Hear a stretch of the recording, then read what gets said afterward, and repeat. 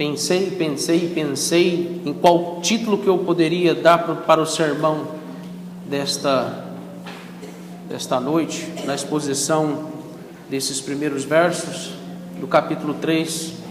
Ontem me ocorreu inclusive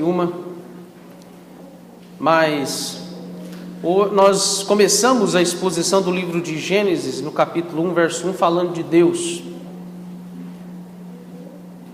Providencialmente, o capítulo 3 começa no verso 1 falando do diabo. O sermão de hoje, então, será sobre o diabo.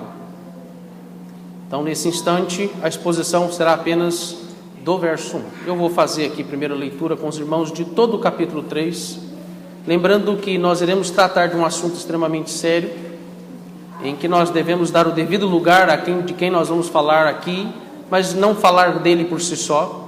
Nós iremos falar dele lembrando de que Deus, Ele em sua soberania, em seus desígnios, Ele falará conosco, agora nos alertando de quem é o inimigo das nossas almas. É um sermão que ouviremos a advertência do Senhor sobre o nosso inimigo. Então nós iremos ouvir as verdades do Senhor, mesmo que tenhamos que aprender um pouquinho, pelo menos em um sermão, e saber quem é esse inimigo, de quem se trata, para que a gente possa saber lidar com este inimigo. Palavra de Deus, livro de Gênesis, acompanha a leitura, diz assim: mas a serpente, mais sagaz que todos os animais selváticos que o Senhor Deus tinha feito, disse à mulher: é assim que Deus disse, não comereis de toda árvore do jardim? Respondeu a mulher: do fruto das árvores do jardim podemos comer, mas do fruto da árvore que está no meio do jardim, disse Deus, dele não comereis, nem tocareis nele, para que não morrais. Então a serpente disse à mulher: é certo que não morrereis, porque Deus sabe que no dia em que dele comerdes, se vos abrirão os olhos, e como Deus serei conhecedores do bem e do mal. Vendo a mulher que a árvore era boa para se comer, agradável aos olhos, e a árvore desejável para dar entendimento, tomou-lhe do fruto e comeu, e deu também ao marido, e ele comeu. Abriram-se então os olhos de ambos, e percebendo que estavam nus, coseram folhas de figueiras e fizeram cintas para si. Quando ouviram a voz do Senhor Deus, que andava no jardim pela variação do dia, esconderam-se da presença do Senhor Deus e o homem e sua mulher, por entre as árvores do jardim. E chamou o Senhor Deus ao homem e lhe perguntou: onde estás? E ele respondeu: ouvi a tua voz no jardim, e porque estava nu, tive medo e me escondi. Perguntou-lhe Deus: quem te fez saber que estavas nu? Comestes da árvore que te ordenei que não comeste? Então disse o homem: a mulher que me deste por esposa, ela me deu da árvore e eu comi. Disse o Senhor Deus à mulher: que é isso que fizeste? Respondeu a mulher: a serpente me enganou e eu comi. Então o Senhor Deus disse à serpente: visto que isso fizeste, maldita és entre todos os animais domésticos, e o és entre todos os animais selváticos. Rastejará sobre o teu ventre, e comerás por todos os dias da tua vida. Porém, inimizade entre ti e a mulher, e entre a tua descendência e o seu descendente. Este te ferirá a cabeça, e tu lhe ferirás o calcanhar. E a mulher disse: multiplicarei sobremodo os sofrimentos da tua gravidez, e em meio de dores darás luz a filhos. O teu desejo será para o teu marido, e ele te governará. E a Adão disse: visto que atendestes à voz da tua mulher, e comeste da árvore que eu te ordenara, não comesses, maldita é a terra por tua causa, em fadigas obterá dela o sustento durante os dias da tua vida. Ela produzirá também cardos e abrolhos, e tu comerás a erva do campo. No suor do teu rosto comerás o teu pão, até que te tornes a terra, pois dela foste formado, porque tu és pó, e ao pó tornarás. E deu ao homem o nome e deu o homem o nome de Eva, sua mulher, por ser a mãe de todos os seres humanos. Fez o Senhor Deus vestimenta de peles para Adão e sua mulher, e os vestiu. Então disse o Senhor Deus: eis que o homem se tornou como um de nós, conhecedor do bem e do mal. Assim que não estenda a mão e tome também da árvore da vida, e coma e viva eternamente. O Senhor Deus, por isso, lançou fora do jardim do Éden, a fim de lavrar a terra de que fora tomado. E expulso o homem, colocou querubins ao oriente do jardim do Éden, e o refugir de uma espada que se revolvia para guardar o caminho da árvore da vida. Amém. Meus irmãos, nós sairemos do relato contemplativo e belo das Escrituras para uma longa jornada agora de um drama na história do povo de Deus. Esse drama, ele começa então com um teste. E ele percorre então pelo fracasso e ele depois se depara com um terrível, mas justo julgamento do Senhor. Gênesis 3, ele se repete por todos os eventos históricos do povo de Deus. Sempre o povo de Deus estava sendo testado, mas em grande parte desses testes divinos do Senhor, eles também, assim como seus primeiros pais, caíram, fracassaram, e assim o Senhor os julgou. Então Gênesis 3 é um alerta e não apenas uma memória histórica de como que o pecado entrou no mundo, mas é uma advertência, antes de mais nada, sobre a mesma condição também que nós nos encontramos. Eu diria aqui que isto se repete também na nossa caminhada cristã.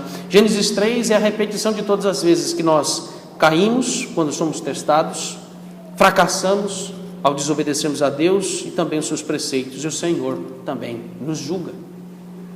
Gênesis 3, então, como não sendo apenas um relato para justificar a entrada do pecado no mundo, mas aqui, irmãos, é uma advertência de um tempo, onde uma sentença que está sendo lembrada todas as vezes, do que nós somos capazes por causa do pecado, como também a necessidade de que todo homem necessita, ou ele precisa, para se ver livre da maldição e do castigo do pecado.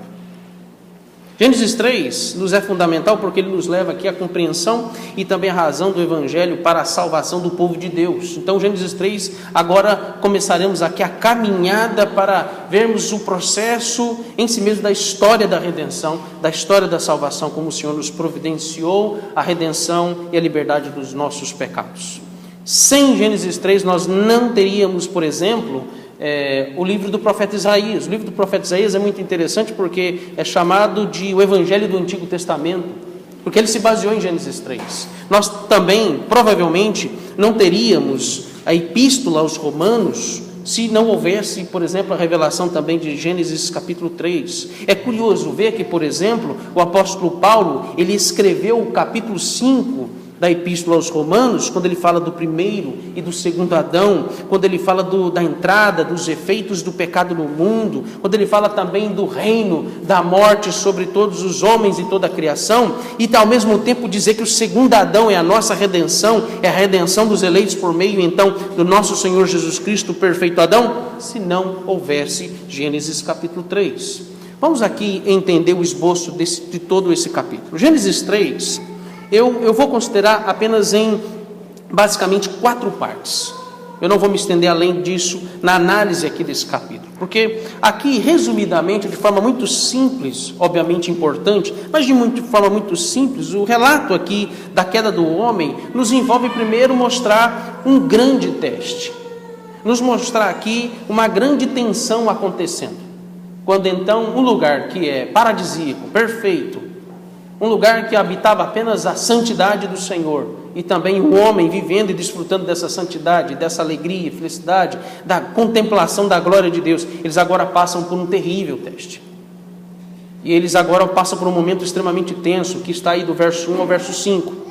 Agora, em segundo lugar, nós temos aqui uma grande tragédia. Os versos 6 e 7, Eva e depois Adão, junto eles comem do fruto proibido. E nós temos aqui essa grande tragédia na história da humanidade. Terceiro ponto que nós vamos ver na exposição do capítulo 3 é o grande julgamento, porque nenhum pecado fica impune. Não há nada que o Senhor Deus deixou passar quando então Ele vem e visita o jardim. E quando Ele visita o jardim, ali aquele lugar que era a habitação, a casa dos nossos primeiros pais, um lugar de adoração, um lugar onde de habitação e de culto a Deus, se torna agora um grande fórum, se torna agora um grande tribunal. E ali todos os personagens envolvidos são julgados, mostrando que ninguém escapará do juízo do Senhor, ninguém tem escapado de ser tratado em todos os seus pecados. Isso está dos versos 8 a 13, o grande julgamento. E por último, nós temos aqui as consequências desta grande tragédia. E as consequências desta grande tragédia, ela envolve duas partes. Dos versos 8 ao 13, que nos revela então estes aspectos que vai mostrar aqui as consequências e os efeitos do pecado, ao mesmo tempo também nos mostra que Deus estabeleceu um plano de redenção. Nós temos vários aspectos aqui em toda a sequência desses versos, apontando para a misericórdia de Deus, e agora colocado em prática o plano de redenção, e agora encerrado o pacto das obras, agora é colocado em vigor na administração desse pacto, o pacto da graça. Inicia-se um pacto gracioso para resgatar o homem da sua condição do pecado. Então essas quatro partes gerais aqui do capítulo 3 do livro de Gênesis nos enriquece sobre as duas doutrinas mais importantes das Escrituras, e que nenhum pregador pode deixar de falar disso em qualquer texto das Escrituras daqui para frente: pecado e redenção. Nenhum pregador pode deixar de falar sobre esses dois temas em qualquer um dos seus sermões ou em qualquer texto das Escrituras, seja qual verso que ele venha pregar. Ele tem que falar daqui para frente, do capítulo 3 em diante. É necessário que nós, ao abrir em qualquer texto das Escrituras, nós precisamos concluir, seja em qual contexto for, esses dois temas que eles caminham por todo o percurso das Escrituras: pecado e redenção. As duas aqui nos levam a pensar em dois pontos importantes aqui quanto ao pecado e à redenção. Nós temos, em primeiro lugar, de que o pecado, ele tem suas causas e implicações. Ele tem suas causas e também consequências. E também nos lembrar de que a redenção, ela se baseia também em duas coisas importantes, em detrimento ou a despeito da causa e também das implicações do pecado. Nós temos a redenção como vindo por meio de uma promessa, e ela nos traz então, um cumprimento dessa promessa, um livramento para os eleitos do Senhor da desgraça e também que o pecado causou na vida de toda a humanidade. Agora comecemos a exposição. Como eu já disse, eu não vou expor aqui todos os versos de 1 a 5, que é a primeira parte, mas nós vamos iniciar essa primeira parte falando do personagem que é mencionado aqui no capítulo 3. Nós vamos falar sobre o tentador. Olhe o verso 1 apenas. Ele vai dizer assim: mas a serpente, mais sagaz que todos os animais selváticos que o Senhor Deus tinha feito. Você percebe aqui? Mas. Esse mas é como se a cortina da criação tivesse fechado. E tudo aquilo que nós vimos do que estava por trás da cortina daquele grande teatro, das coisas mais belas que o Senhor fez, que eram perfeitas, a cortina fechou. E agora entra um segundo ato. O livro de Gênesis capítulo 3, agora quando ele abre a cortina, nós só vamos ver agora tudo em trevas. Veremos agora aqui não apenas um drama, mas também uma grande tragédia sendo estabelecida agora na história da humanidade. E ele começa: mas, infelizmente, mas. Esse mas aqui faz uma grande diferença ao interpretarmos agora o que acontece daqui para frente. Tudo começa bem, mas o pecado entra no mundo. Mas a serpente. Esse mas é para a gente lembrar essa criatura, a serpente. Mas é para a gente lembrar, ela é indesejável, ela é desprezível, ela não presta, a gente tem que ficar longe dela. Então, eu disse no início, falando agora do tentador, se Deus é a primeira pessoa mencionada aqui no capítulos 1 e 2, mas Satanás é o primeiro personagem que aparece aqui de cara no capítulo 3. Então, se vamos falar desse teste, é necessário agora nós sabermos e compreendermos quem é o tentador do homem e da mulher. Satanás. É o primeiro nome que aparece de Satanás, é serpente. Curiosamente, a figura da serpente aqui não era estranha para o povo de Israel. Você deve se lembrar que os israelitas, quando eles eram chamados de hebreus, eles conheciam muito bem o que Moisés estava relatando aqui no mas a serpente. Porque a serpente aqui era muito comum, era uma figura, era um símbolo muito comum entre os egípcios. A serpente, ela era como um símbolo religioso e cultural no contexto do paganismo oriental, ou especialmente para os egípcios. A serpente, por exemplo, no contexto egípcio, simbolizava a proteção do mal. Quando eu falo proteção do mal, eu não estou aqui me referindo apenas à proteção do mal no seu sentido benéfico. Aqui envolve um aspecto de feitiçaria mesmo, de coisas, de usar o mal para ter proteção do mal. Esse é o sentido aqui. Então ele simbolizava a proteção do mal. Também era símbolo de fertilidade e de vida contínua. Mas perceba que em Gênesis capítulo 3, veja que Moisés traz aqui este mesmo símbolo que tinha o seu sentido religioso e cultural lá no contexto dos egípcios, e os israelitas vieram com isso em mente. Eles precisavam abandonar essa mentalidade, e ele usa essa figura da serpente, obviamente por inspiração do próprio Deus, em dizer que essa serpente ele não é um símbolo de proteção ou de fertilidade ou de vida contínua, mas ele agora diz que corretamente a interpretação dessa serpente é um símbolo de um antideus, é um símbolo de um adversário, opositor do próprio Deus, e opositor e inimigo também do seu povo, que se chama Satanás, que no hebraico aí aparece todas as vezes a palavra Satã. Lá em 1 Crônicas, capítulo 21, verso 1, aparece literalmente essa palavra Satanás, e também no livro de Jó, lá no capítulo 1, verso 2. Satanás significa irritador, significa tentador, provocador, aquele que causa confusão. Sempre me vem à mente, eu gostaria que você acompanhasse meu raciocínio também nesse sentido. O título que mais me chama atenção, significado que mais me chama a atenção de Satanás é causador de confusão. Porque foi o que ele fez. Causou confusão na cabeça de Eva, e então levou Eva a reinterpretar a lei de Deus. Agora observe ainda os nomes e os títulos do tentador que aparecem nas Escrituras. Satanás, ele possui 3 grandes títulos aqui mencionados nas Escrituras. Vamos começar com o primeiro, que está lá no final das Escrituras. Está lá em Apocalipse capítulo 12, verso 3. Você não precisa abrir, eu apenas vou citar o texto, você pode anotar, depois você lê em casa. Nós vamos render, porque há mais textos que é necessário e mais importante ler aqui no sermão. Mas o primeiro nome, ou o primeiro título, dragão. Essa palavra aqui indica a maldade e a violência de Satanás. Ele é assassino. Não subestime Satanás. Ele age com grande maldade, crueldade e violência. Esse é o nome dragão. Nós temos também o próprio nome, Gênesis capítulo 3, verso 1, que significa, ou o nome é serpente. Esse é o primeiro grande título que aparece nas Escrituras para falar de Satanás, porque serpente denota aqui sutileza, astúcia, sagacidade. O que o verso 1 nos diz? Mas a serpente, sendo mais sagaz, sendo mais astutas, sendo mais esperta do que todos os animais selváticos da terra. E o terceiro título aparece aqui em 1 Pedro capítulo 5, verso 8, que é leão. Você percebe? É um dragão porque ele é assassino, violento. Ele é chamado de serpente porque é astuta, sutil.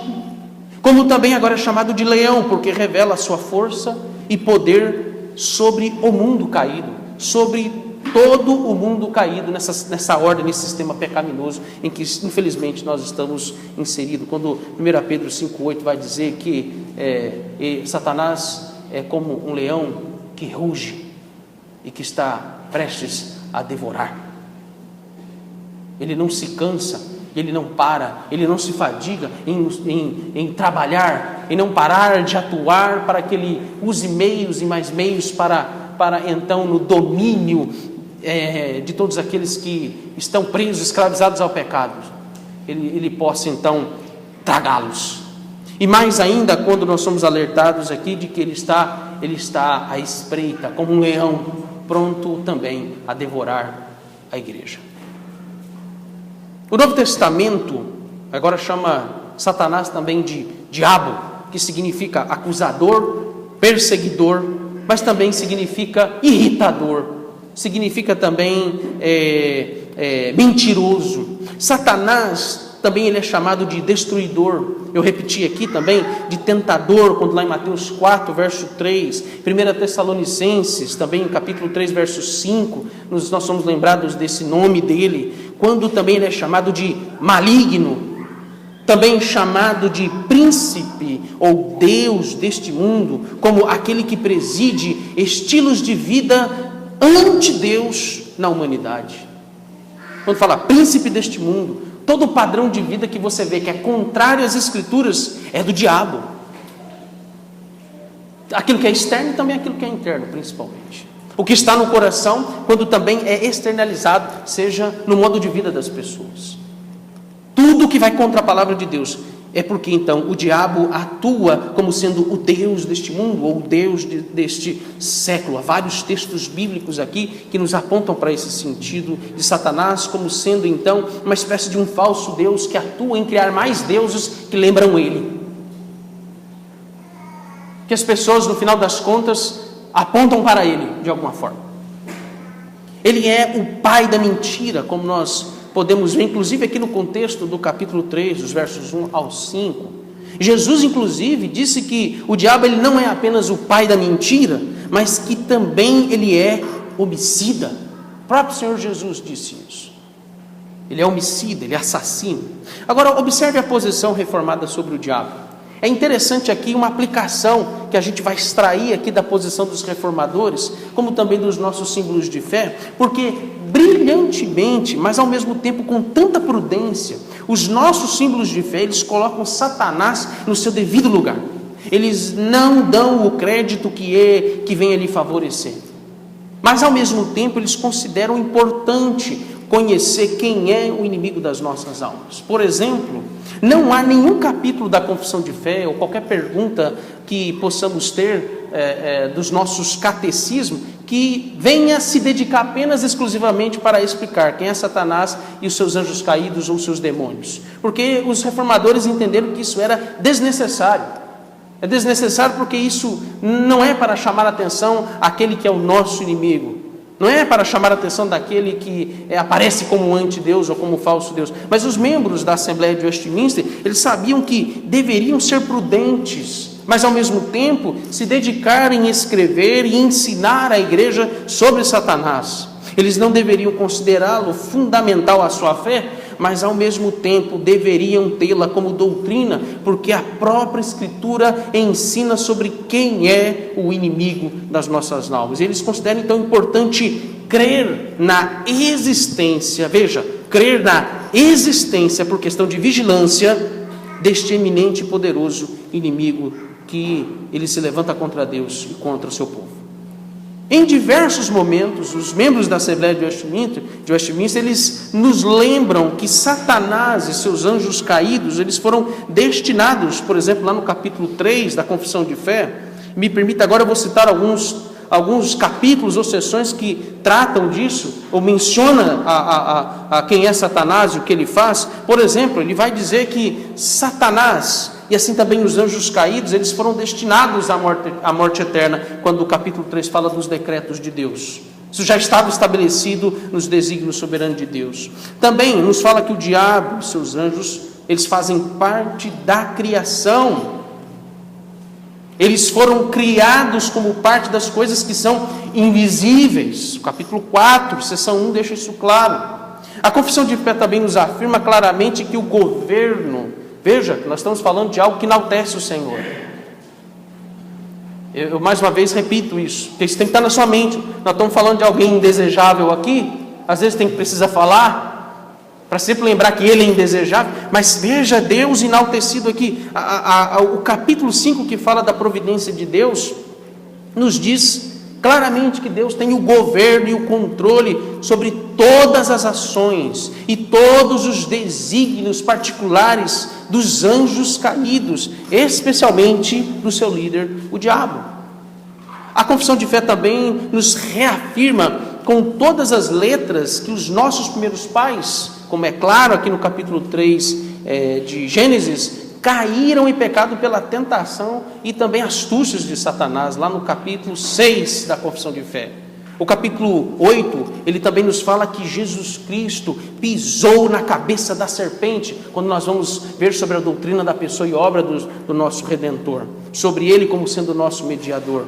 Que os crentes, eles sofrem tentações terríveis, provocadas por Satanás. Quando nós vamos para o capítulo 12, seção 3, lá ele vai falar sobre a perseverança dos santos, que Cristo nos libertou da escravidão, do poder de Satanás, como o capítulo 20 da Confissão de Fé fala da liberdade em Cristo e também da liberdade de consciência, lá na seção 1.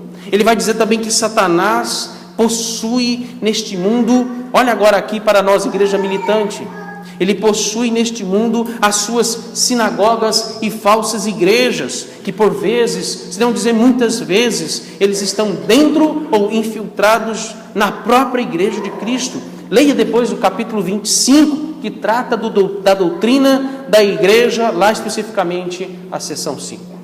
Mas que estes anjos, veja que curioso, lá no capítulo 33, seção 1, os membros da Assembleia de Westminster, iluminados pelo Espírito Santo, eles chamam agora esses anjos caídos e Satanás como sendo anjos apóstatas. É curioso isso, mais à frente vocês vão entender por quê. Esses anjos apóstatas serão julgados e condenados ao lago de fogo, junto com todos os ímpios que viveram na terra, lá no capítulo 33, seção 1. Também o Catecismo Maior, ele resumidamente aqui, nos diz que o homem também caiu pela tentação de Satanás, lá na pergunta 21. Quando você vai para a pergunta 27, ele nos lembra que por causa do pecado, por causa da queda, o homem agora está sob a terrível condição de escravo de Satanás. Essa história de fazer pacto com o diabo, nem precisa. Até lembrar isso, que é até importante. Isso é até tolice de quem é ímpio e quem é envolvido com coisas místicas ou de feitiçaria. O ímpio ele já está entregue de graça a Satanás. Ele não precisa fazer pacto, porque ele já está escravizado, ele já está sob o domínio de Satanás, e Deus faz com que Satanás, olha que coisa importante, Deus usa Satanás para exatamente esmiuçar, fazer de bonequinho os ímpios. E o mais curioso é que eles não percebem isso. E o mais interessante disso, irônico, é que eles gostam disso, porque eles estão escravizados pelo pecado. A pergunta 48, e eu vou me delimitar, teria até mais. A pergunta 19, mas pergunta 48 nos lembra algo muito importante sobre a vitória de Cristo sobre Satanás e o pecado, quando nós somos lembrados que a humilhação do nosso Senhor Jesus Cristo foi um estado constante de conflito, quando Satanás várias vezes tentava o nosso Senhor Jesus Cristo. Conflito que eu digo não é que o Senhor Jesus tinha vontade de pecar, não. Conflito no sentido de guerra, sempre constantemente em guerra e lutando contra Satanás no seu estado de humilhação, e ele sofria do seu corpo com isso. A Bíblia, meus irmãos, nos fala quem são os inimigos do povo de Deus. Nós temos 3 grandes inimigos, como nós somos ensinados em 2 Pedro.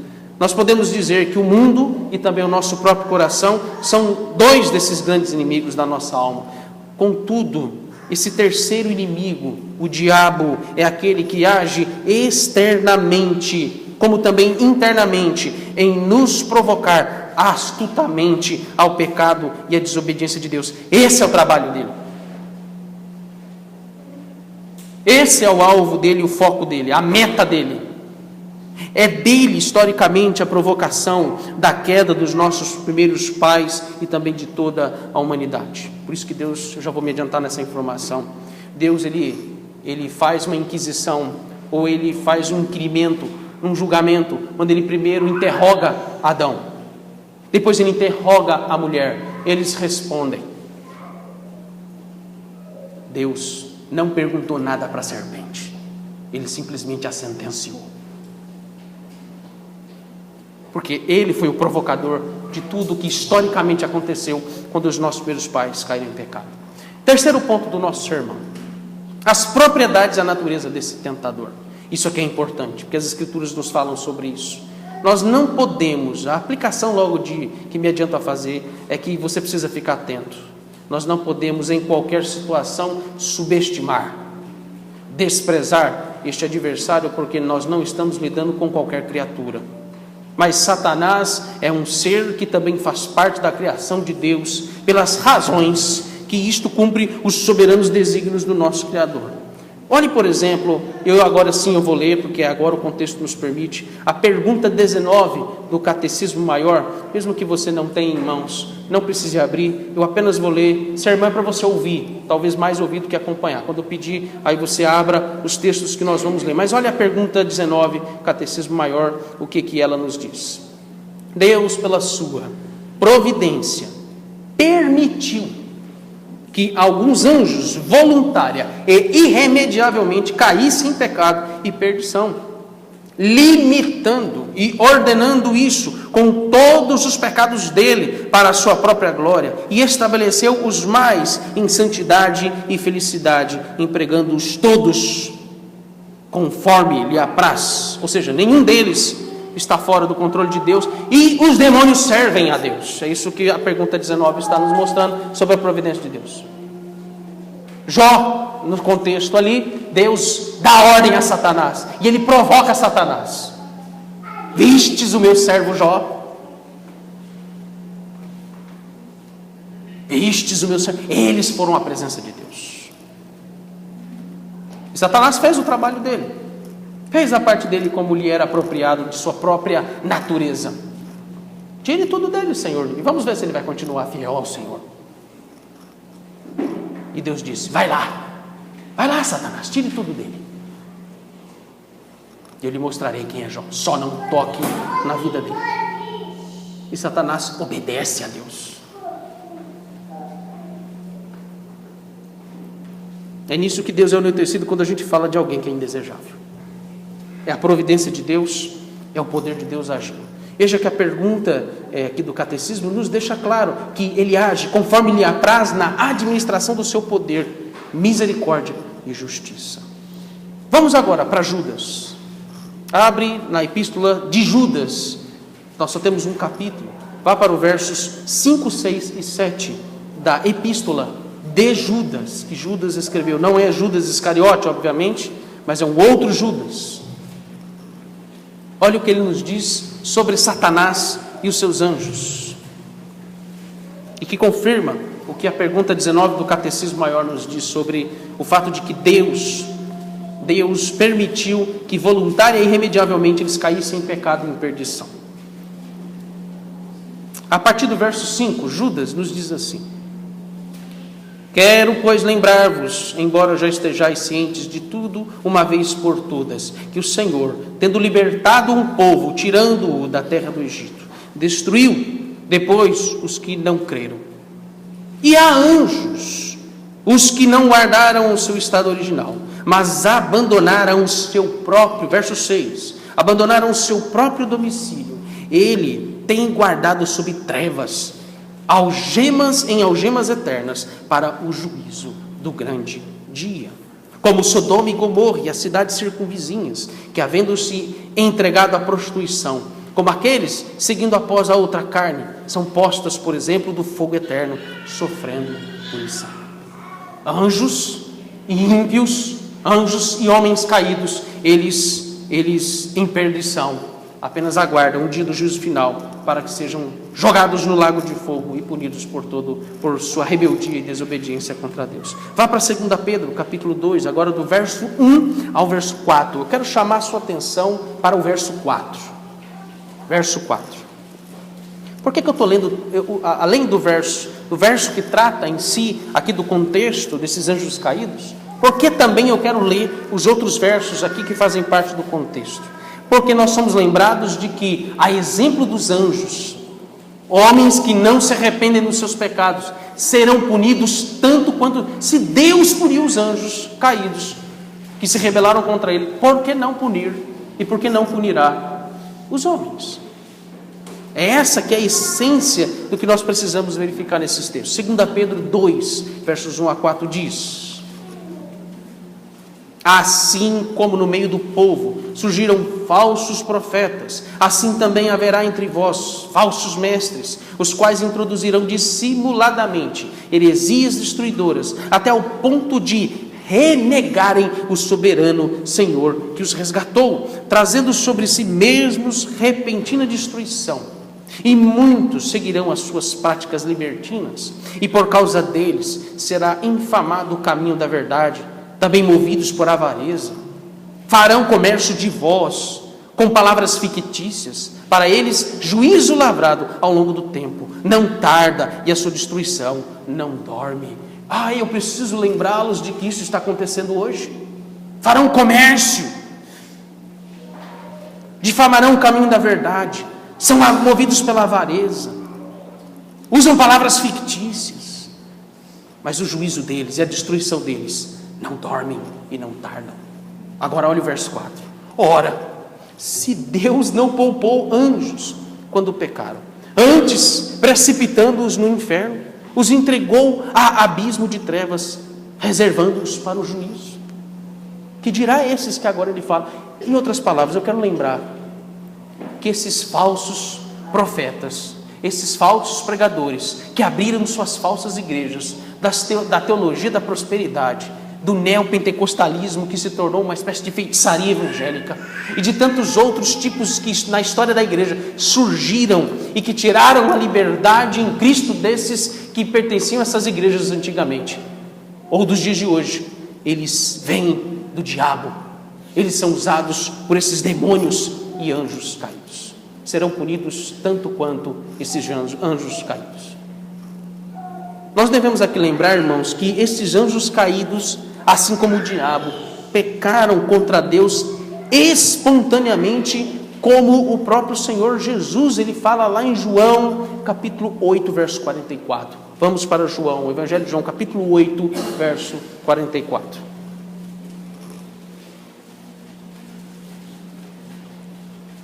João 8, 44. A palavra de Deus nos diz assim. João 8, 44. Vós, olha o que o Senhor, palavras duras do nosso Senhor Jesus. Vós sois do diabo. Nós não temos mais coragem de fazer isso. Olhamos as aberrações que acontecem no meio do povo de Deus. Nós não temos mais coragem de dizer: vós sois do diabo. Vós sois do diabo. Mas o Senhor Jesus nos lembra que às vezes é preciso fazer isso, para que fique claro o que é da mentira e o que é da verdade. Vós sois do diabo, que é o vosso pai, e quereis satisfazer-lhes os desejos. Ele foi homicida desde o princípio e jamais se firmou na verdade, porque nele não há verdade. Quando ele profere mentira, fala do que lhe é próprio, porque é mentiroso e pai da mentira. Olha e observe agora que estes anjos caídos, como Satanás, não há mais para eles possibilidade de salvação, como nos diz agora Hebreus capítulo 2, verso 16. Vá para Hebreus 2, verso 16. Hebreus capítulo 2, verso 16. A palavra de Deus nos diz assim: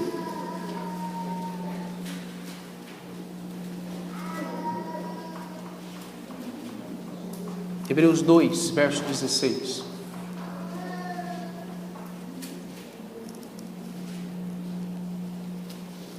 Nos diz assim: pois ele, evidentemente, olha isso aqui, não socorre anjos, mas socorre a descendência de Abraão. Ele não socorre anjos, não há mais para eles, os que caíram, possibilidade de salvação. Mas ele socorre a descendência de Abraão. A queda, meus irmãos, de Satanás e desses anjos, ela realmente é cercada de mistérios. Os puritanos, por exemplo, eles tinham muita cautela quando eles tratavam desse assunto. Mas é curioso ver que eles não deixaram de escrever aquilo que a Escritura lhes permitia investigar exaustivamente sobre a realidade do mal e também dos seus agentes. Por exemplo, a maioria dos puritanos, eles entendiam que a rebelião de Satanás e a terça parte dos anjos que foram expulsos do céu porque se rebelaram contra o Filho de Deus, como está registrado lá em Apocalipse, capítulo 12, se dá exatamente por causa do próprio Senhor Jesus Cristo. Esse foi um discernimento muito interessante que o próprio Jonathan Edwards, que é um puritano já das últimas gerações de pastores reformados e puritanos, quando ele, por exemplo, afirmou que Satanás, ele se viu raivoso e constrangido e humilhado em se curvar diante de um homem humilde e glorioso. Mas nós precisamos lembrar aqui que Satanás e seus anjos, eles foram criados.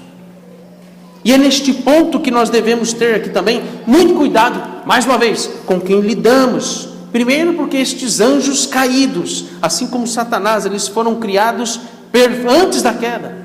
Eles foram criados perfeitos e santos. Olha, por exemplo, o que nos diz a pergunta 16 do Catecismo Maior. Eu vou ler aqui para vocês.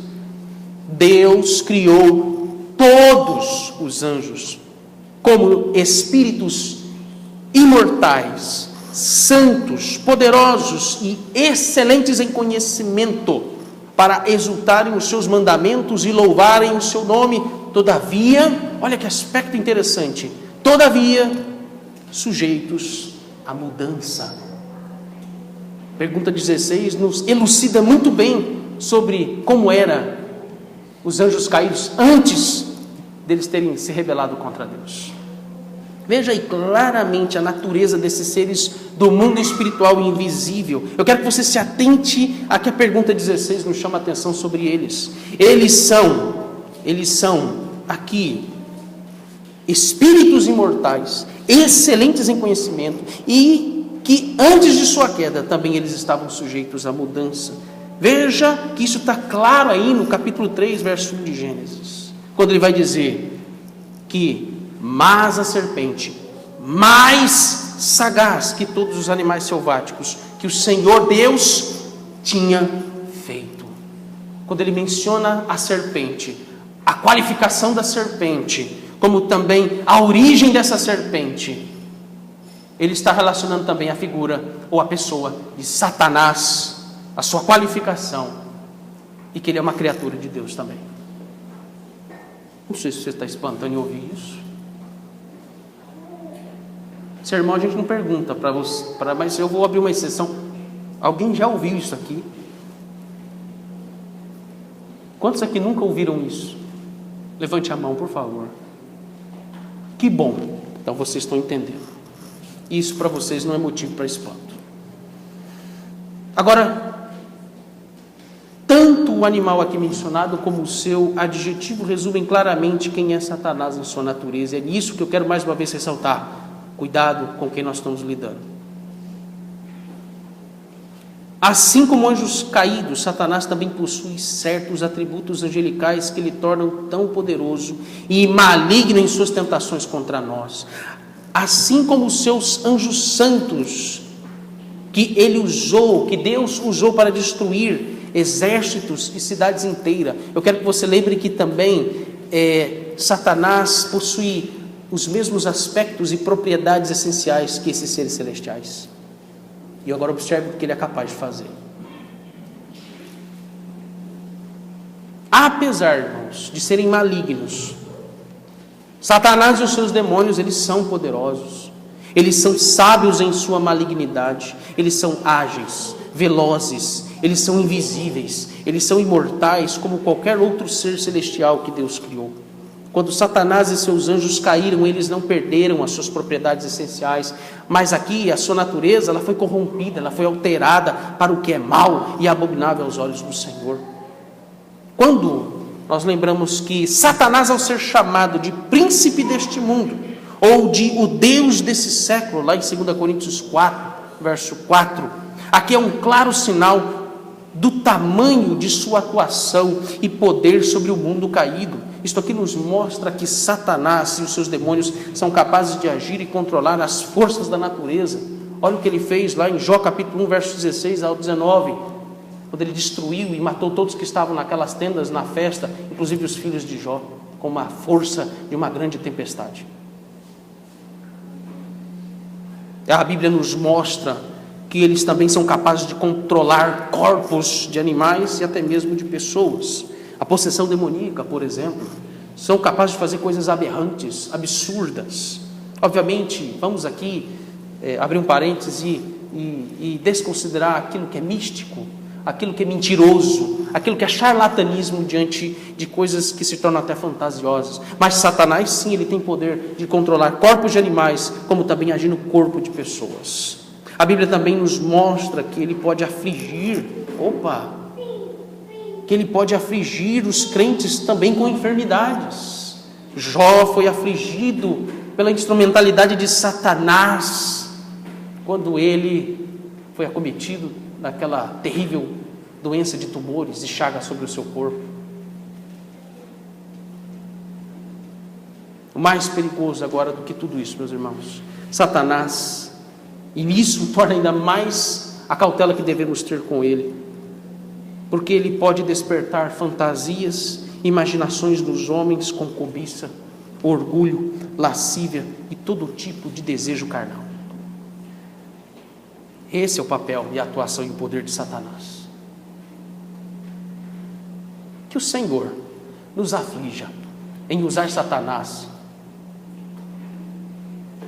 para mortificar o nosso corpo, para nos trazer chagas e doenças, e que o Senhor nisso seja glorificado. Mas, meus irmãos, coisa terrível é, por mais saúde que você tenha, saúde mental, você seja saudável fisicamente, você tenha todos os privilégios de estar bem,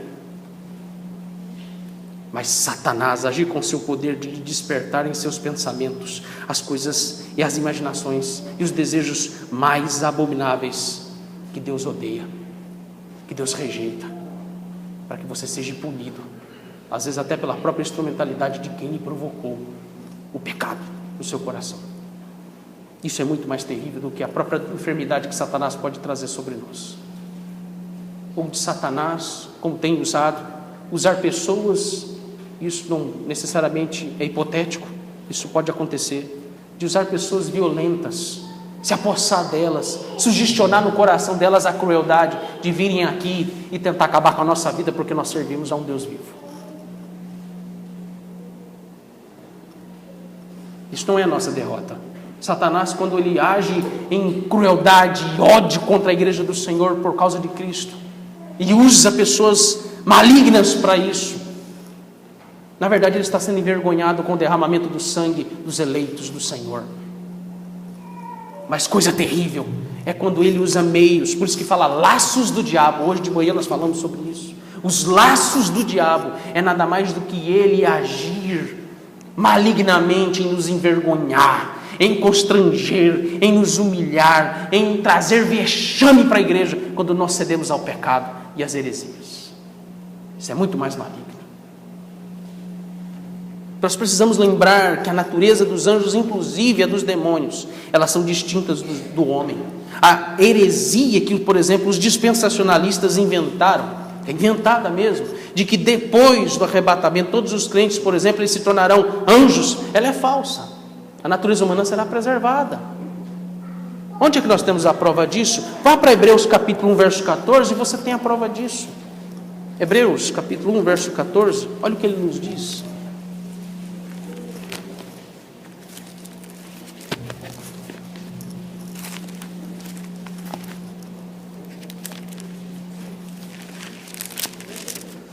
Hebreus 1, verso 14. A distinção da natureza dos anjos e dos homens, e ninguém vai virar um ou outro. Isso é mentira, isso é fantasia, isso é até misticismo, isso é perigoso no meio do povo de Deus. Ele diz aqui no verso 14: não são todos eles espíritos ministradores enviados para serviço a favor dos que hão de herdar a salvação? Ele está dizendo que quando estivermos na glória com o Senhor e também no novo céu e nova terra, os anjos serão, Cristo dará ordem para que eles venham e nos sirvam. Nós somos mais privilegiados porque os anjos serão os nossos servos. Que é o homem, como sendo a coroa da criação, foi criado um pouco menor do que Deus. E um pouquinho a mais do que os anjos. mas ao mesmo tempo, por causa do pecado, eles podem se tornar um pouco piores, um pouco mais piores do que os demônios. Agora eu quero vir com você ao quarto ponto. Eu não sei nem se é o último, eu estou aqui seguindo. A astúcia e malignidade de Satanás. Eu estou atento ao horário, vai dar tempo, se Deus quiser. A astúcia e malignidade do tentador. Vamos pensar um pouco sobre isso. Vimos a natureza do tentador. Agora a astúcia, como ele age. O pecado em nossos corações, meus irmãos, nos faz ser, infelizmente, negligentes quanto ao perigo constante de sermos tentados por Satanás, infelizmente. Quando o diabo, por exemplo, tentou Eva, ela estava displicente, ela estava sendo negligente com a atenção que ela deveria ter, como aqui nos mostra os versos de 1 a 5 aqui de Gênesis 3. Satanás, o que nos é importante é que Satanás aqui, ele é muito perspicaz e inteligente no uso das suas habilidades de persuasão, como também do conhecimento que ele tem de todas as coisas. Deus não os criou sábios em conhecimento, os seres celestiais, estão aqui, nós temos exatamente, lembramos que na malignidade dele, na astúcia dele, ele usa privilegiadamente um conhecimento que Deus o deu, que Deus o dotou de todas as coisas. Satanás sabe assediar as pessoas sem que elas percebam o perigo que estão correndo. O diabo se apropriou do corpo de um animal que o próprio Deus criou, sendo mais sagaz de todos os animais selváticos, que foi a serpente para falar com Eva. Isso aqui é muito mais atrativo do que a própria internet nos dias de hoje. Ele usou uma serpente, e nem precisou da internet para isso, e nem da Rede Globo, ou de uma outra emissora para isso.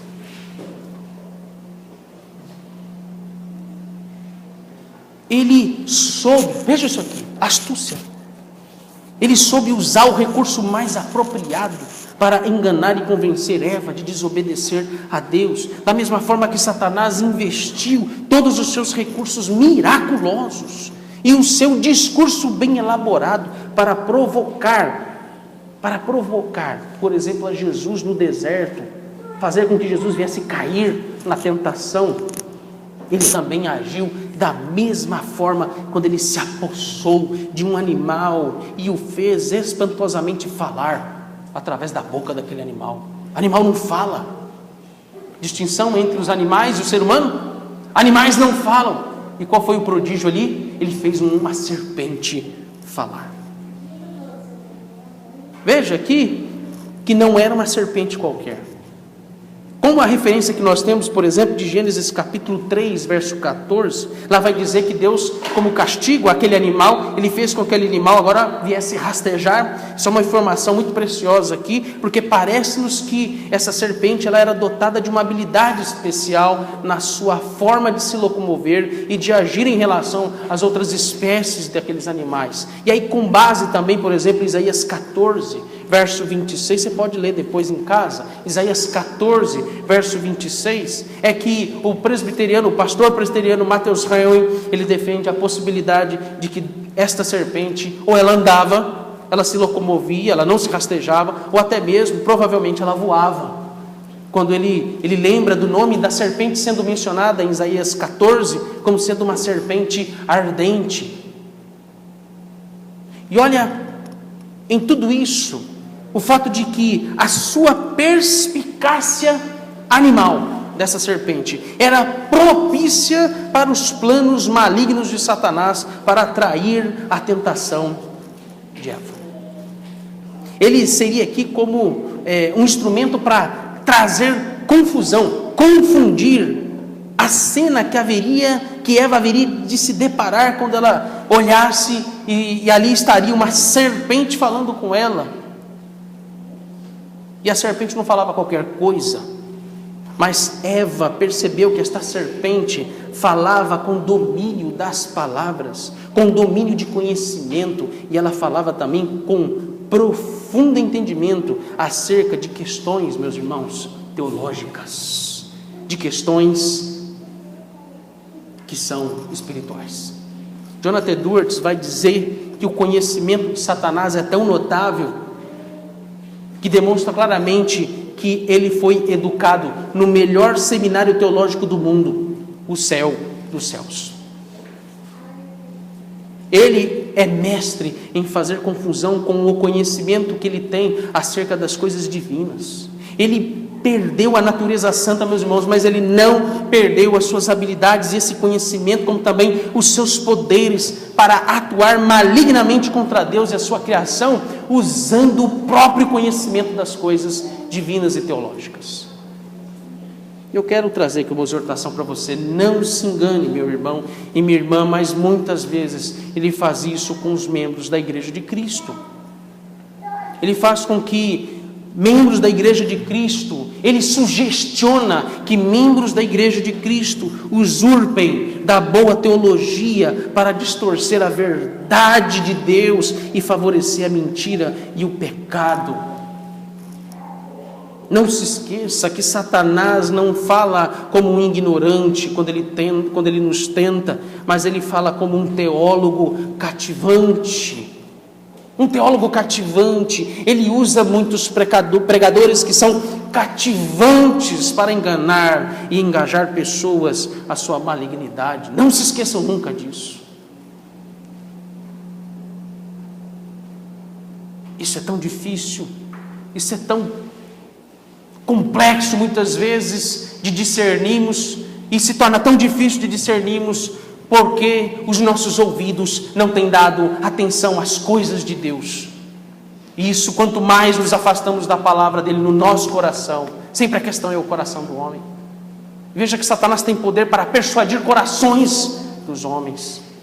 E se estamos mais distantes da palavra de Deus, Satanás, ele age com poder para usar até pastores reformados, para abrirem a sua boca e serem usados por Satanás para ensinar mentiras com a própria teologia reformada. Satanás teve a habilidade de distorcer a palavra de Deus perfeita no Éden. Ainda o pecado nem estava ali, estava naquele momento da iminência do pecado surgir. E Satanás teve a habilidade e o poder de fazer com que a lei de Deus fosse reinterpretada antes do pecado entrar no mundo. Que dirá agora com a boa teologia reformada? Um fator que Martinho Lutero, por algumas vezes ou várias vezes, ele pegava o seu tinteiro quando tentado a questionar a soberania de Deus e as doutrinas das Escrituras. Ele pegava o seu tinteiro e jogava na parede e ele dizia: arreda-te daqui, Satanás, e não me tente mais.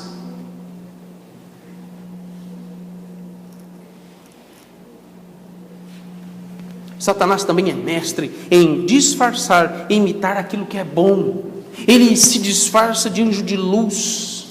Isaías 14, verso 12, 2 Coríntios, versos 11 e 14. Mas ele é como uma serpente que engana e persuade. Ele é como um leão que ruge e devora, é um dragão que destrói e mata. Quando Satanás age contra os crentes, tudo parece ser verdade, claro, mas a sua astúcia e mentira apenas são como uma cortina de um falso espetáculo que esconde o inimaginável da torpeza, malícia, impureza e violência que incita no coração dos homens. Gênesis 3:1, meus irmãos, nos dá aqui um preâmbulo de que Satanás desejava enganar usando a serpente, dando a aparência de uma figura boa e poderosa, mas eu até me arrisco a dizer que o seu disfarce aponta para a tentativa posterior também de Satanás usar elementos que se confundem com a própria pessoa e obra do nosso Senhor Jesus Cristo, porque a própria serpente também foi um símbolo lá no deserto que o próprio Deus usou para apontar para o nosso Senhor Jesus Cristo. Lembra da serpente de bronze?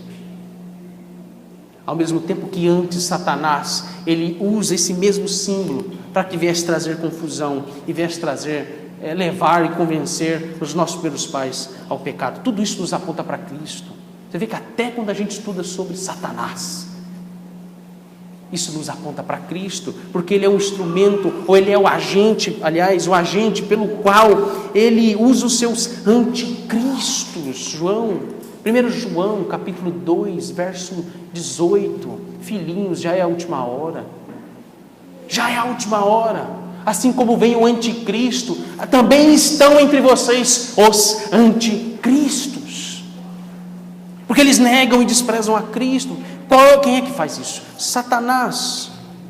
Nós somos lembrados que nos tempos finais, próximos à vinda do nosso Redentor, aparecerá aquele que se chamará, e que Satanás vai usar, é a última cartada dele, é o trunfo dele, ele acha que é o trunfo dele, mas ele usará o próprio anticristo, uma pessoa que irá enganar multidões de pessoas, se dizendo Cristo. Assim como uma serpente em sua pele e performance, aparenta ser deslumbrante, bonita, cheia de cores vivas e alegres. Não sei se você já... Eu gosto muito de assistir aqueles programas de animais. Há algumas espécies de serpente que a beleza da escama ou da pele dela distrai ou atrai as suas presas. Elas ficam deslumbradas com a performance dela e elas não percebem que elas estão se aproximando do seu predador, e elas serão devoradas.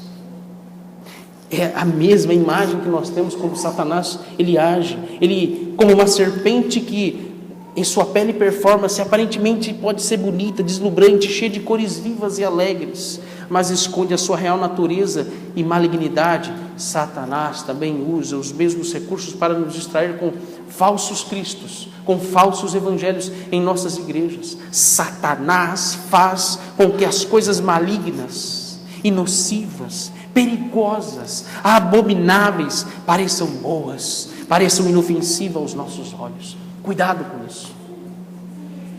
Cuidado com isso. Cuidado com os seus olhos, o que eles veem. Porque você pode estar vendo algo que não é bom, parece bom, mas não é bom. Eu concluo.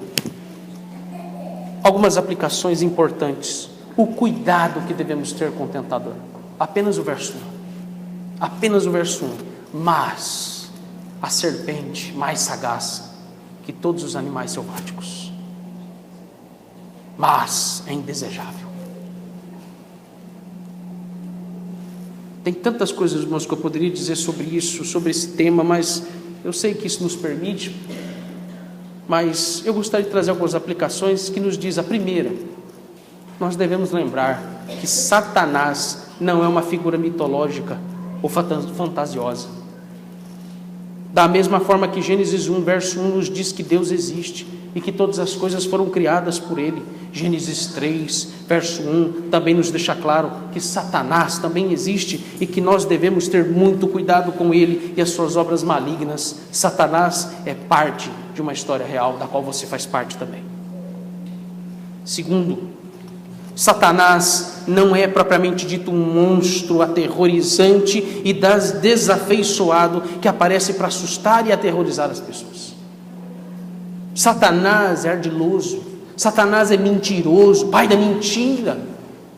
Nenhuma mentira é contada sem que ela, em primeiro lugar, irmãos, ela seduz as pessoas, a sua falsa camada de situações e bons argumentos bem feitos e bem espetaculares e que se confundem com aquilo que parece ser verdadeiro. E sempre Satanás, ele começa dizendo: foi isso que Deus me disse? Guarde isso aqui na aplicação. Ele sempre começa dizendo: foi isso que Deus lhe disse. Satanás é mestre em criar falsas ideias e conceitos, usando a própria verdade das Escrituras e da lei de Deus para nos confundir com as coisas mais simples e óbvias, elementares. Lembra da criação? Coisas elementares são as mesmas coisas que Satanás usa, as elementares, para enganar os crentes e fazê-los cair em pecado. Terceiro, não se esqueça que diante de Satanás, nós seres humanos, nós somos vulneráveis. Você se acha forte? Você não dá conta nem de convencer os seus filhos, meu querido irmão ou minha querida irmã. Eles lhe enganam muitas vezes, você acredita nas mentiras deles, que são crianças. Não se esqueçam que nós somos vulneráveis diante de Satanás. Observe que Satanás, ele não se dirigiu a Adão, mas ele estrategicamente alcançou Adão com a sua mentira através de Eva. Ele procurou a parte mais frágil, ele procurou aquela que estava distante do seu protetor e cuidador, que se encontrava distraída, próxima à árvore proibida. Isso é algo que a gente vai desenvolver mais à frente, mas isso aqui nos é claro, que da mesma forma que as Escrituras nos diz para ficarmos longe do mal, e que nós devemos fugir da aparência do mal, porque quando o mal está diante de você, ou é a misericórdia de Deus, ou já é tarde demais para você. Fugir da aparência do mal, e se necessário, eu imagino que por muitas vezes, é corrermos apressadamente, assim como José fez, quando ele foi assediado pela esposa de Potifar. Corra, saia de perto da aparência do mal. Quarto, o maior de todos os perigos que nós devemos nos atentar é o poder que Satanás tem de persuasão. Não se assuste com o fato dele chamar a atenção em rituais macabros, em coisas mirabolantes e assustadoras. Mas a maior preocupação que você deve ter, e o cuidado que você deve ter, é com o fato dele ter o poder de persuasão, dele sugestionar mentiras no coração, até mesmo dos crentes, como ele fez com o apóstolo Pedro, ao tentar distrair e persuadir Jesus com uma falsa palavra de elogio e encorajamento. Que isso, Senhor? Isso não vai acontecer. O Senhor Jesus estava dizendo: olha, eu serei entregue à morte. Ele estava ali falando algo que é a verdade, e que aquela verdade, por mais dolorosa que toda a verdade é dolorosa, ela é dura de ouvir. E o Senhor Jesus também não foi diferente com ele, quando a verdade mais dura e dolorosa, que traria a morte sobre o seu corpo, o castigo e a ira de Deus sobre ele, verdade dura que ele também teve que ouvir e teve que se submeter a ela, mas sendo perfeito e fiel ao seu Pai, aos decretos do seu Pai. Pedro, a pessoa mais próxima de Jesus. Cuidados com os mais próximos, eles podem ser sugestionados por Satanás, mesmo sendo crentes. Não havia disso. Pedro era próximo de Jesus. As pessoas que mais conversavam, que mais estavam ali perto, que o próprio Senhor Jesus, Ele mesmo disse: Pedro, tu me amas. Então, claramente o amor que ele tinha e também a predileção que ele tinha, a predileção santa que ele tinha pelo apóstolo Pedro, Tiago e João. E Pedro diz: que é isso, Senhor? Isso não vai acontecer. Ele não fala com Pedro, ele fala com Satanás. Ele diz: arreda-te, Satanás, afasta-se. Imagina a cara que Pedro deve ter feito. Bipolar, né? Uma hora ele não queria lavar os pés do Senhor Jesus, outra hora, não, então me deixe lavar o seu corpo todo. E o Senhor Jesus dava uns choques nele. Ele não foi para psicólogo, não tomou remédio. O Senhor Jesus fez um tratamento perfeito com ele. Arreda-te de Satanás. Rapidinho ele voltou ao normal.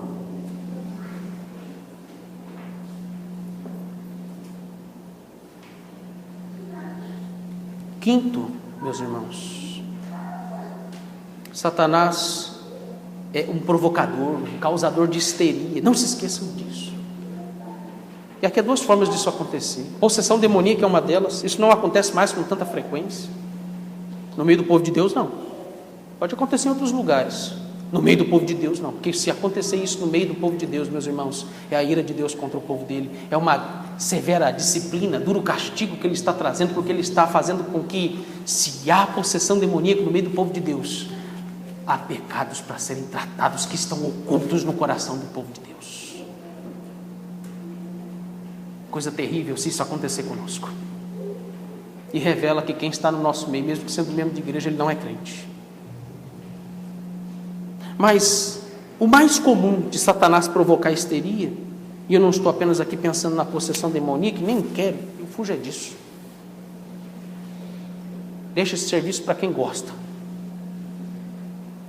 Mas aqui nós somos lembrados de que possessão, sim, é uma forma de Satanás, seus demônios chamarem atenção, mas ele também usa seus escandalosos shows de superstição religiosa, inclusive nos cultos solenes. Pessoas que gostam de ficar chamando atenção, inventando parafernálias no meio do culto, que querem falar mais alto que o pregador, que querem inventar novos modos, práticas litúrgicas no meio do culto do Senhor, que criam coisas místicas, ou copiam coisas mundanas e trazem para a igreja, e essas coisas vão fazendo com que as pessoas se coloquem como meios de Satanás fazer histeria com o povo de Deus. E quem disse que os presbiterianos não estão livres disso? Os presbiterianos também correm os mesmos riscos que os nossos irmãos pentecostais, batistas, metodistas. Todos nós corremos e somos passivos desses mesmos riscos. Mas Satanás, meus irmãos, ele pode usar até membros da igreja para que eles venham dar showzinhos, chamarem a atenção com a sua habilidade, seja em mentir, provocar discórdia, dissensões, escândalos. O próprio liberalismo teológico, é curioso ver que na história, o próprio liberalismo teológico que faz concessões com a lei de Deus, ou o próprio legalismo religioso que distorce o princípio correto da verdade, da observância da lei correta de Deus, e também de pessoas que gostam de chamar a atenção quando elas são contrariadas, seja em particular, ou seja na casa do Senhor, seja na sua própria casa com seus pais, ou na igreja pelos seus pastores e presbíteros, e fazem show, fingem, e fazem histerias. Isso é sugestionamento de Satanás, porque você está em pecado, e para disfarçar o seu pecado, você gosta de fazer show. Na verdade, Satanás está te usando para ele dar o show dele e fazer com que a igreja pare de pensar em Cristo, tire o foco da pessoa de Cristo e todos olhem para ele. Ele gosta de chamar atenção. Sexto, Satanás, ele sempre se aproxima de quem está longe do Senhor. Satanás sempre se aproxima daqueles que estão distante da palavra de Deus. Ele sempre atrai aqueles que estão distante de Deus e que vivem enfraquecidos por causa, seja dos seus pecados, ou seja porque eles estão sendo displicentes e a falta de vigilância em relação à sua fé em Cristo. Estas pessoas são as mais suscetíveis às heresias e seitas. Muitas dessas pessoas, curiosamente, são as mais envolvidas às vezes e ativas nos trabalhos da igreja e atividades da igreja. E o que é que Satanás faz? Usa exatamente essas pessoas em destaque para fazer com que a igreja fique confusa. Eis porque, meus irmãos, eu vou abrir um parênteses para dar uma pastoral para a igreja. A única coisa que vai ficar na frente dessa igreja, nos cultos solenes, é o púlpito. E nada mais do que isso. Obviamente a mesa do Senhor. Não haverá nada mais além disso. Se eu pudesse, eu nem estaria aqui, eu pregava do lugar junto com você, mas não dá, tem que ter alguém aqui para falar. Deus usa os meios, recursos ordinários e naturais. Só haverá o púlpito. E nada mais do que isso. E que Deus nos livre de Satanás usar o púlpito dessa igreja para nos enganar e nos levar à disciplina severa do Senhor. Que Deus nos livre disso.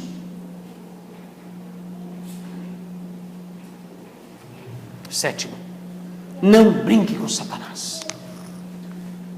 Não ignore Satanás. Satanás já foi caricaturado por vários escritores e artistas e até atores, comediantes, como a maioria das pessoas não acreditam que ele existe de fato. Ou se acreditam em sua existência, eles não levam Satanás a sério. Há um escritor chamado Mark Twain. Ele comentou uma vez algo interessante. Veja, um escritor secular. Eu acho que ele não é cristão. Tentei pesquisar para saber quem é ele, mas ele é um escritor de romance. um homem muito culto. Mas olha o que ele comentou: não podemos reverenciar Satanás, pois isso seria inconveniente, mas podemos pelo menos respeitar seus talentos. Oitavo, leve a sério a expressão "e é assim que Deus diz". Leve isso a sério. Preste atenção quem está lhe dizendo isso. Preste atenção nessas palavras. É assim que o Senhor disse? É assim mesmo que Deus está querendo dizer? Porque Satanás sempre usa pessoas com esta mesma fala constantemente. Ela é velha. É a expressão de mentira formulada mais antiga da história da humanidade. Mas ela ainda tem sido eficiente para alimentar o engano e o pecado no coração do homem. Veja que tamanha o homem está vulnerável por causa do engano. Nono, não meça forças com Satanás. Você não pode com ele por si mesmo. Você é menos perspicaz que ele, muito menos perspicaz que eles. Você está contaminado pelo pecado, e é o pecado que te faz ser ludibriado por ele. Não fale com ele, não se dirija a ele, suas palavras não possuem poder algum contra ele. Não argumente ou contra-argumente com Satanás, porque ele é muito habilidoso com as ideias e as palavras. Ele sempre sabe o lugar exato que o seu coração está mais vulnerável. Não insista com o diabo, mas a palavra de Deus diz que nós devemos resisti-lo. Resista ao diabo e ele fugirá de vós. Tudo o que a Bíblia nos ensina sobre Satanás e os demônios é para nos precaver, meus irmãos, em sermos vigilantes em suas maquinações e tramas contra o povo de Deus. Thomas Brooks, certa vez, um puritano, ele disse o seguinte: Cristo, as Escrituras, os vossos próprios corações e as artimanhas de Satanás são as 4 coisas mais importantes que devem ser estudadas e examinadas antes e acima de qualquer coisa. Um outro puritano, certa vez, ele disse: devemos estar ainda mais vigilante, pois temos de lidar com um tipo de serpente que consegue esconder seu veneno mortal debaixo de uma pele bela, colorida e lustrosa. E aqui, irmãos, de fato, as coisas mais simples, belas, elementares, que são legítimas e que são mais sensíveis às nossas necessidades, são as mais usadas por Satanás para nos fazer desobedecer a Deus. A coisa mais terrível é a desobediência. Como disse outro puritano chamado William Porter, ele disse o seguinte: Satanás sempre leva os homens dos pecados menores para os maiores. E é nesse sentido que o apóstolo Paulo, em Efésios capítulo 4, verso 27, ele vai dizer: não deis lugar ao diabo. Se o diabo aparecer entre vós, não fale com ele, mas aqui está Cristo. Não fale com Satanás, mas fale com Cristo. Não se dirija a Satanás, mas ore ao Senhor e peça socorro do céu. Satanás pode lhe enganar com um tipo de falso arrependimento dos seus pecados. Tome cuidado com isso. Falso tipo de arrependimento de pecados. Aliás, isso é muito comum entre membros de igreja. Se isso está acontecendo em sua vida, eu quero te lembrar que não é o Espírito Santo que está falando em seu coração para lhe arrepender de arrependimento dos seus pecados, mas é a voz do diabo lhe dizendo: não se preocupe, você poderá se arrepender de novo quantas vezes você quiser. Se isso estiver acontecendo com você, ore. Repito, se isso estiver acontecendo com você, ore. E depois, ore mais. E assim sucessivamente, ore mais e mais, até que o socorro venha do alto e lhe afaste da voz do maligno em seu coração, e lhe concedendo profunda e verdadeira, intensa tristeza pelos seus pecados, e lhe dê verdadeiro arrependimento dos seus pecados. Nós não temos força contra Satanás, não temos argumentos contra Satanás por causa dos nossos pecados e um coração vulnerável ao mal. Mas nós temos o poder do sangue de Cristo Jesus, que venceu a morte e venceu o diabo. Nós temos como lutar contra esta serpente, porque nós temos o descendente da mulher que pisou na sua cabeça e pela sua morte na cruz, ele nos deu o antídoto contra a morte. Se não temos como argumentar ou quer argumentar com Satanás, eu encerro lhe dizendo: nós temos a oração que manifesta o poder de Deus contra o mal. Amém. Coloque-se em pé e vamos orar.